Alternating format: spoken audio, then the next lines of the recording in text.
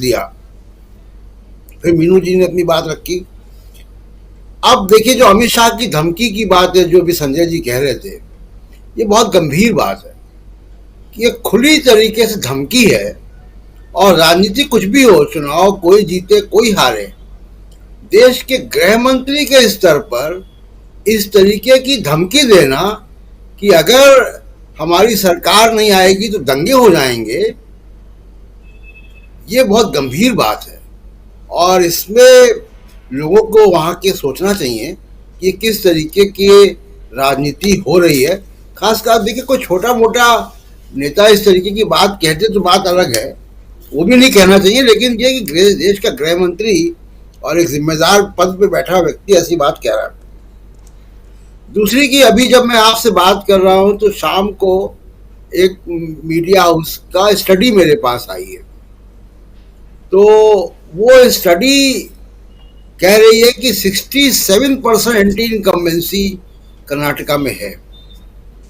और वो स्टडी 21 तारीख तक कराई गई। आज 26 तारीख है, 21 तारीख तक, पूरे मार्च और अभी 21 अप्रैल तक वो कराई गई स्टडी। वो तो वो 21% अगर एंटी इनकम्बेंसी बता रही है, तो आप ये माने कि जो नेता भाग रहे हैं बीजेपी से कांग्रेस में या जेडीएस में, उन्होंने 67% को भांप लिया है। वो जमीन पे हैं, वो जानते हैं।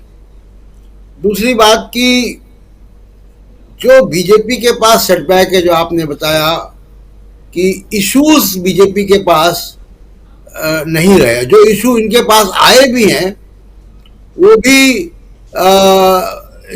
उसका भी आप ये कहें कि मटिया मेट हो गया या वो हवा हो गए। जैसे मान लीजिए कि 4% का कोटा इन्होंने 2% दिया वोक्का लीग और लिंगायत को जी।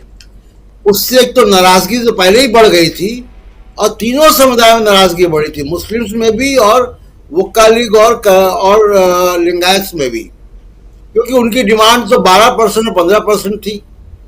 मुसलमानों में नाराजगी बढ़ी कि उनका काट के दिया 4%। अब सुप्रीम कोर्ट ने उसको स्टे कर दिया। तो अब इसको कहते हैं जिसको कि माया मिली राम, कि आप कहीं के नहीं रहे, कि आपने इशू भी बनाया, नाराजगी भी हुई, और उसके बाद सुप्रीम कोर्ट ने उसको स्टे भी कर दिया।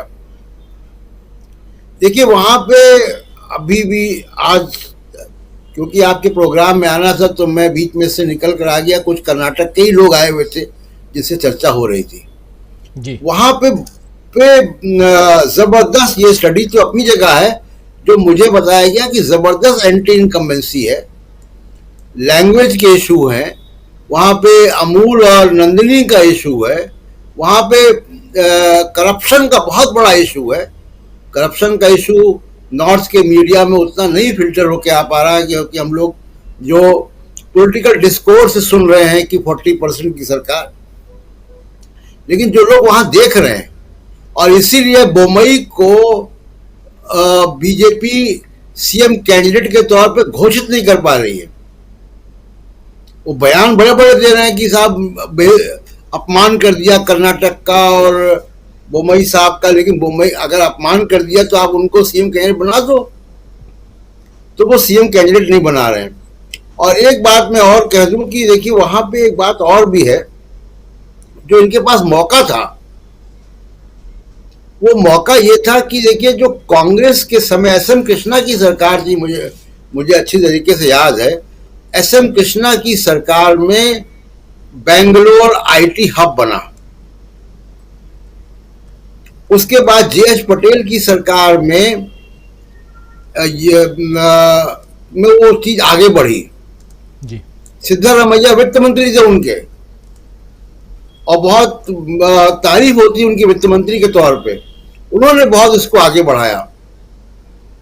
कर्नाटक के लोगों को ये लगता है, खासकर बेंगलोर में, कि ये स्टेटस जो बना था, इसमें कहीं ना कहीं कटौती हो रही है, वो जॉब्स नहीं निकल रही हैं, जबकि अब हम आर्टिफिशियल इंटेलिजेंस के ज़माने में, हाईटेक है और सब कुछ बदल रहा है, Web 3 आ गया, लेकिन वो जो जो एक लीप लेना चाहिए था वो लीप लिया नहीं, क्योंकि ये सरकार हिजाब और टीपू सुल्तान और कोर्स बदलो और सिलेबस बदलो, इसमें ही पूरा उन्होंने 5 साल बिता दिए और उसके अलावा कुछ हुआ नहीं डेवलपमेंट का काम। हिजाब वाले मामले से देखिए एक और जो है वो इशू आता है। मुस्लिम्स में जनरली वोटिंग परसेंटेज कम रहता है और महिलाओं का तो और भी कम होता है। अब आप देखिएगा कि हिजाब में जो मुझे फीडबैक मिल रहा है कि हिजाब कंट्रोवर्सी की वजह से मुस्लिम महिलाओं का और मुस्लिम्स का वोटिंग परसेंटेज बढ़ेगा, और ये बढ़ेगा तो जाहिर सी बात है कि वो बीजेपी के लिए परेशानी होगी। इसीलिए आप ध्यान दीजिए राजीव जी की येदियुरप्पा बार बार ये बयान दे रहे हैं कि हम एंटी मुस्लिम नहीं है, टीपू सुल्तान कोई मुद्दा नहीं है और हिजाब कोई मुद्दा नहीं है। इनके मुख्यमंत्री भी दिल्ली में एक मीडिया कॉन्क्लेव में आए, वो बेंगलोर में मीडिया कॉन्क्लेव में बोले कि ये सांप्रदायिकता मुद्दा नहीं है, मीडिया उछालता है। मीडिया उछालता है तो आप ही का एमएलसी तो हलाल मीट का बिल लेकर आया था असेंबली में। जब इनको मालूम पड़ा कि ये उलट जाएगा तो ये पीछे हटे। बिल्कुल, वहां तो ये बात चल गई थी, तो बिल आ गया था असेंबली में, प्राइवेट मेंबर बिल आ गया था। और एक और बात ये कि देखिए अगर महाराष्ट्र जैसी स्थिति बनती है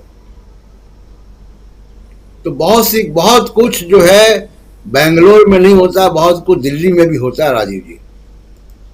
आप हम सब लोग और यहाँ पे जो बैठे पत्रकार लोग जानते हैं। मैं दिल्ली का मौसम थोड़ा बदला है और महाराष्ट्र के केस की सुप्रीम कोर्ट में रोज सुनवाई हुई है, अभी उसमें फैसला भी आ सकता है जल्दी ही। महाराष्ट्र में कुछ होने वाला है, क्या पता वो कर्नाटक के इलेक्शन की पोलिंग के पहले हो जाए। तो वो जो कर्नाटक में हो गया कि गुवाहाटी ले गए और वहां से वो सरकार जो है पलट गई और लोग टूट फूट गए, ये हो पाना, मैं ये तो नहीं कहूंगा असंभव, राजनीति में कुछ भी असंभव नहीं है, लेकिन वो महाराष्ट्र जैसी जितना आसानी से महाराष्ट्र कर लिया उतनी आसानी से नहीं होगा, क्योंकि दिल्ली का मौसम बदला है। और याद कीजिए कम से कम 20-25 दिन पहले आप ही के शो में मैंने कहा था कि कर्नाटक इलेक्शन होगा तो बाकी राज्यों के चुनाव की तरह यहाँ विपक्षी पार्टियों के घरों पे ईडी, सीबीआई, इनकम टैक्स नहीं जाएगा। बिल्कुल, अभी तक तो सुनाई नहीं दिया। तो दिल्ली का जो मौसम बदला है उसका भी इन चुनाव